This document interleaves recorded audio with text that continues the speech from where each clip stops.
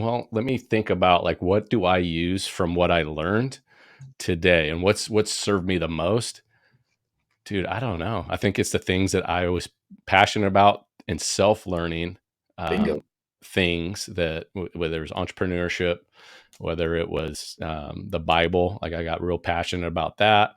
And that served me the most to this day, probably the last 15, 20 years than That's the way we're anything built. I, It's the yeah. way we're built. We are going to be served best by part of like what you talked about. What are the things we're most excited about? Because we're naturally going to go after that. And what are the things that we need? Education is wildly personal. So to assume that everybody starts the same thing, same time, it's this narrow scope of academia that is somehow going to translate into success for everybody in all these wildly different areas of life is silly, right? Educational is wildly personal. It's continuous. So we're born and raised California, my wife and I both, and we've only been out of California for a year, right? So we live on a farm now up at the top of a mountain. We were in the Bay Area, we were in the city, right? And then we were in Sacramento, we were in the city. We didn't have to be educated on growing our own food, processing animals, electric fencing, being a lumberjack and falling trees, wells, simple pumps. I didn't have to be educated on any of that because it didn't matter to my day to day life. Well, it does now. And so I have to be able to educate myself on that now. Right. And because my kids also live on this farm, they're also educated on this now because it matters now. It matters to them, right? So part of being educated is being able to get from A to B, going, I want to get at point B, I'm at point A. Where do I find the information? How do I learn what it is I need to learn when I need to learn it? And then it's also being able to ditch old information that's no longer relevant. How do I unlearn things that don't matter anymore? And then how do I make a game plan for myself, knowing myself, where else do I want to go? So what else do I need? Right? It's this wildly personal thing. And school is anything but personal. It's very conveyor belt in that regard. And that's a big part of the danger. It's not just the woke agenda or whatever, and that's a part of it. There's issues that are going on there for sure. But it's the design of school in general that teaches you academia above all else, put that on a pedestal, blind obedience, just deal with the same people of your own age. And we're going to, by the way, be the authorities that are going to tell you what to do and when to do it for 18 years. Well, now that's your habit that's built in. You're looking for somebody else to tell you what to do in life forever. That's a really hard thing for people to get out of. Man, that's interesting. And then you had said earlier, like just the word like slavery, like it's creating this, like if you think of like slavery as like a job, right? In a sense, because that's what you have to do. Um, Mhm. it's almost like you're born into this business that your parents did it, their parents did it, Correct. at least the last 100 years. Yep. And so you just are getting, you just go there. Like your parents don't question it. So then why would you? And then You you're, just accept it as something that you accept it as something that you need, yeah. right? Which is an interesting thing. So I was talking to some people yesterday, and I wish I could remember who said this to me a while back because I want to give them credit, but I very much have come to believe that it's true.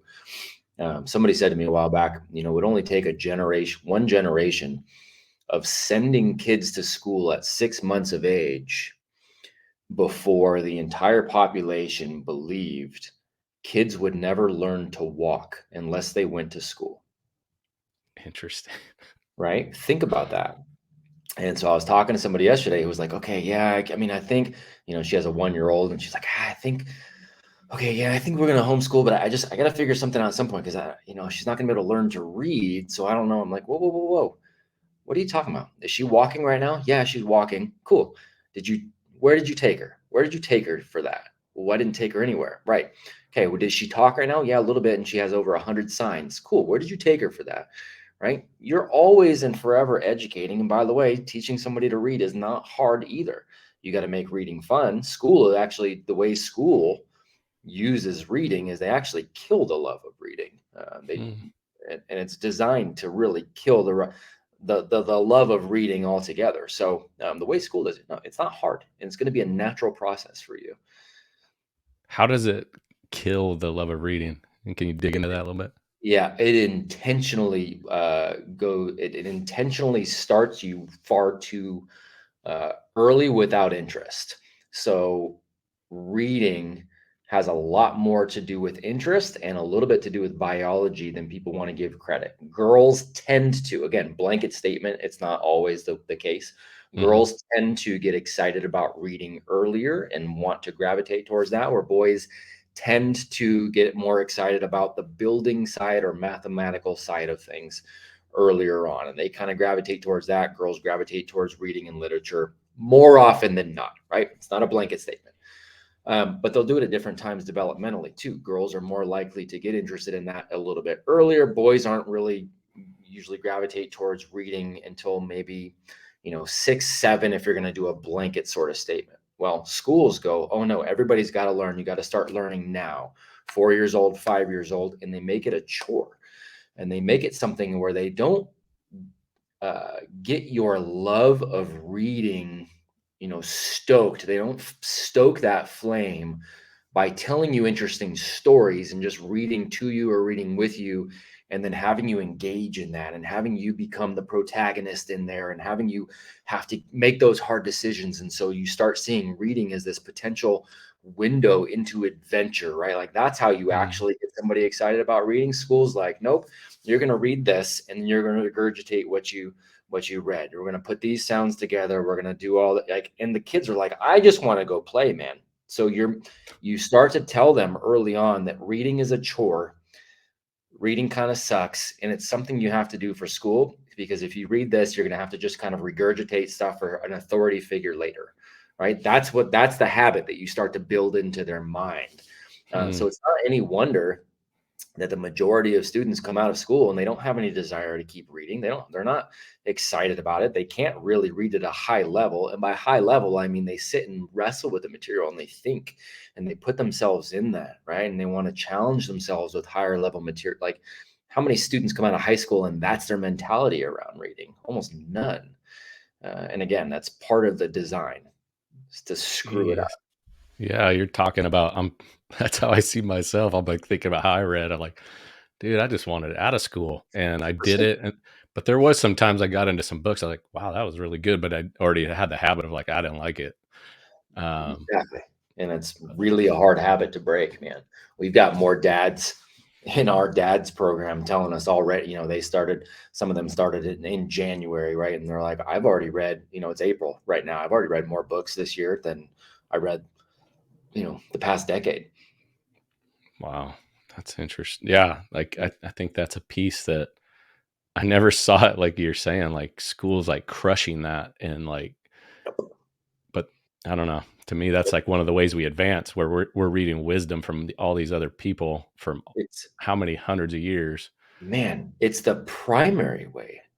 When we talk about getting an education, like we're in a really an advantageous time. If you have access to a library and you have access to the internet, well, you have access to all information of all time.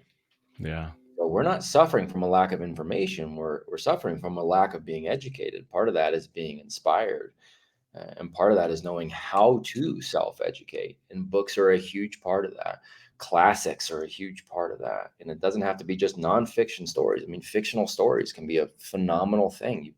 Again, you start diving into the material and you start looking for the symbology that's there and the patterns that are there, because they represent real decisions you'll have to make in your life, and you start getting those reps in, right? Like we all, you said you played soccer, right? Well, you didn't just step onto a field and you were really good. You had to practice, right? Mhm. You practice the skills. Well, reading isn't just about reading words and being able to spell. Reading is about getting the reps in for life. You're putting yourself in these other heroes' shoes in a safe environment where you're getting the repetition of going, ooh, They had to make this decision, and look at the ripple effects that took place because they had this sort of relationship. This happened, good or bad. You're putting yourself in that scenario and going, oh, what would I have done? What could I have done? What would I do if I saw this similar? You're getting the reps in on how to lead a heroic life. It's why it's so dangerous when we take away the love of reading for our young people like we do in school. It's a dangerous thing because of that.